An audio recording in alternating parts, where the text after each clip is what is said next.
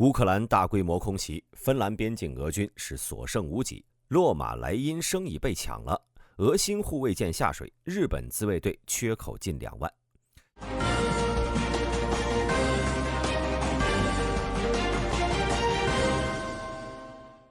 最近一段时间，沃夫昌斯克这座城市呢，成为俄乌战争的焦点。这座曾经因为与俄罗斯接壤而贸易繁盛的工业小镇，如今却因为战火成为了一片废墟。尤其是俄乌双方，如今呢以沃夫恰河为界，相互展开绞肉战。尤其是在沃夫恰河北部的骨料厂，由于大量俄军被包围在该地，俄指挥部调动大量部队，搭配空军大量轰炸，想要救出被困的几百名俄军。然而乌军却采取了围点打援的战术，一边围攻骨料厂的俄军，一边利用米格29和苏27战机昼夜不停地对骨料厂地区进行高精度滑翔炸弹的打击。同时，乌克兰还对俄罗斯境内展开了大规模空袭。6月17号晚，乌克兰使用攻击无人机袭击了俄罗斯的4个地区，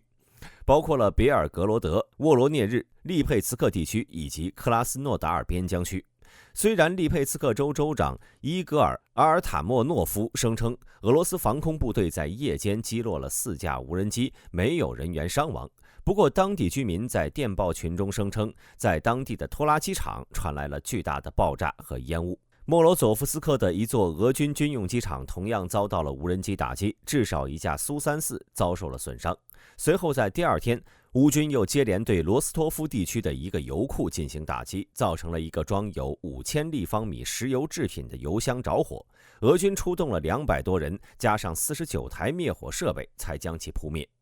而乌克兰海军则使用海王星导弹袭击了克拉斯诺达尔边疆区的码头，该码头是连接着克里米亚东部和俄罗斯本土，这里经常被俄罗斯用于运输工业制品。可以看出，在爱国者抵达之后，乌军空军的行动愈加激进，当然效果也十分明显。据路透社计算，乌克兰无人机袭击已导致俄罗斯初级炼油产能下降约14%。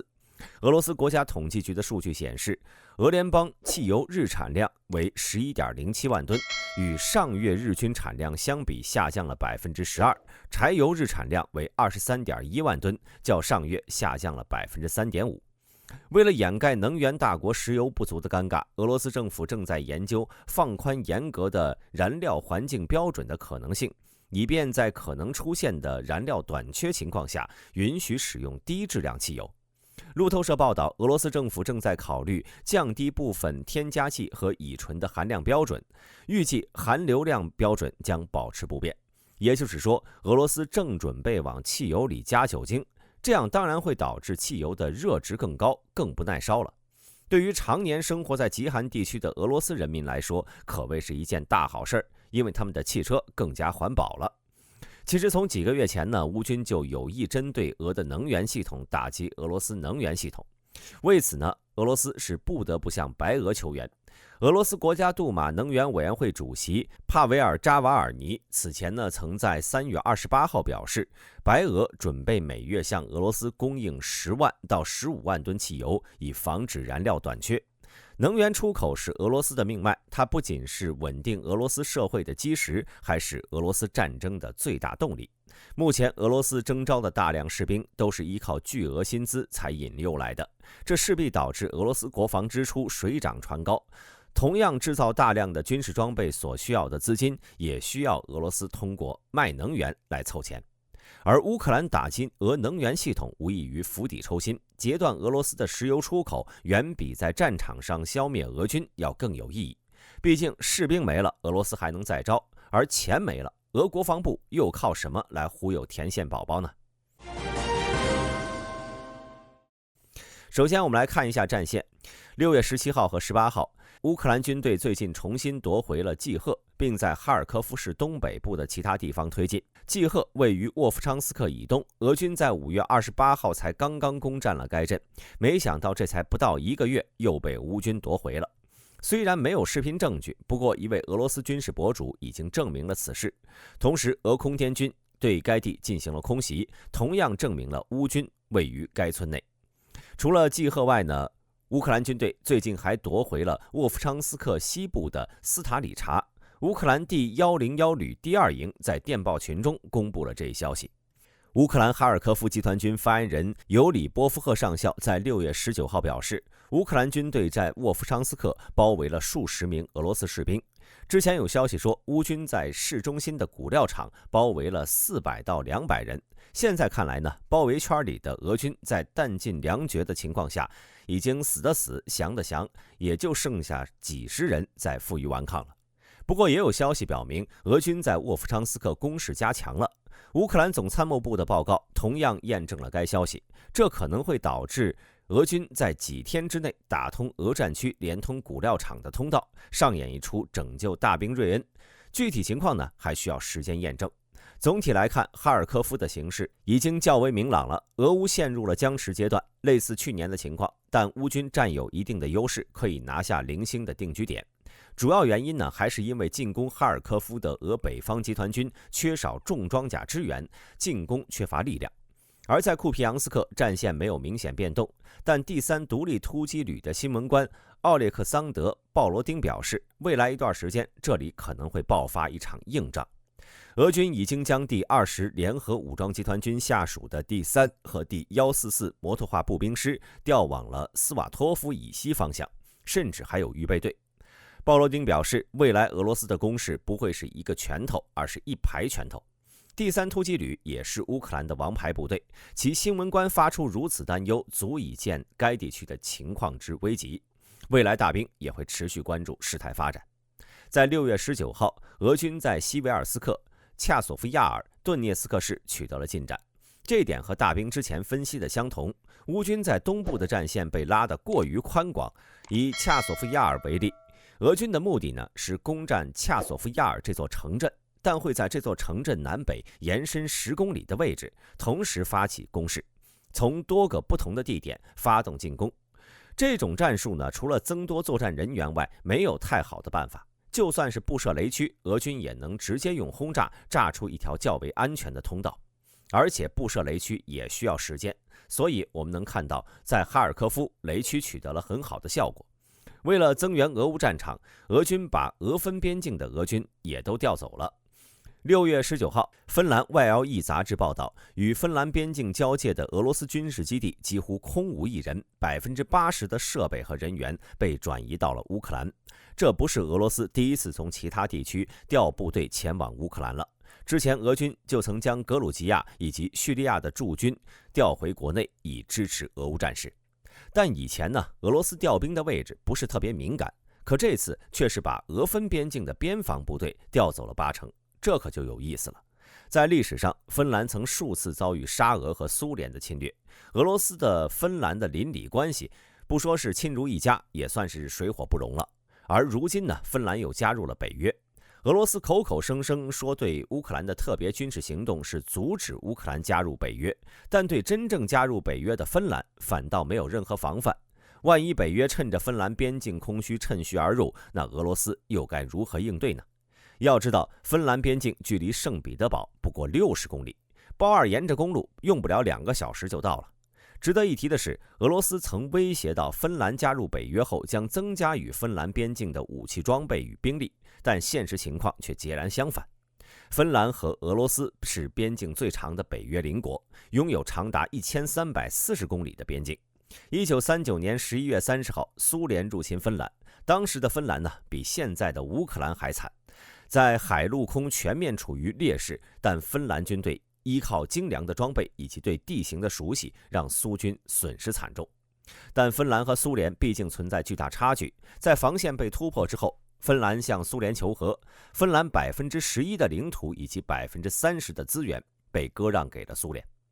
2023年8月，芬兰掀起了一场全国性的示威活动，成千上万的人走上街头，高呼口号，要求政府采取行动，收回被俄罗斯非法吞并的领土。如今大好机会就摆在芬兰面前。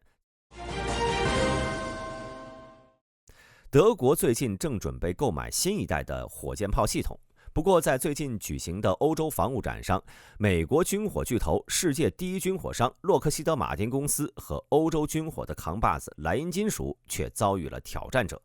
在决定欧洲火箭炮系统选择的竞赛中，莱茵金属和洛马结成了对子，向德国推销了基于海马斯火箭系统的火箭发射器。而他们的对手呢，则是以色列国防公司艾尔比特以及欧洲防务公司 KNDS。之前呢，德国有意采购 KNDS 的 Europlus 火箭炮，用于补充援助给乌克兰的武器。而与德国联邦国防军关系密切的荷兰军队也计划获得该系统。埃尔比特是 Plus 火箭炮的弹药提供商，他表示该系统不仅能够发射特供的 ACCULAR 122和160毫米的制导火箭弹，射程可达300公里的远程火箭弹，还能兼容美式的 GMLRS 导弹，甚至是康斯伯格的海军打击导弹。同时，该系统还能发射无人机。相比于海马斯，这套系统的适应性是更加强大，似乎有种来者不拒的味道。而面对来势汹汹的对手，莱茵金属和洛马在欧洲防务展上表现出了十分不安的表现。莱茵金属首席执行官帕佩格在6月17号对记者表示，有的人说他们能够发射所有导弹，这是不正确的，这会导致资金碎片化，而且这种武器也没有经历过乌克兰战场的考验。虽然莱茵金属没有指名道姓，但根据导弹通用的特点，人们不难猜到他在暗指 Europlus。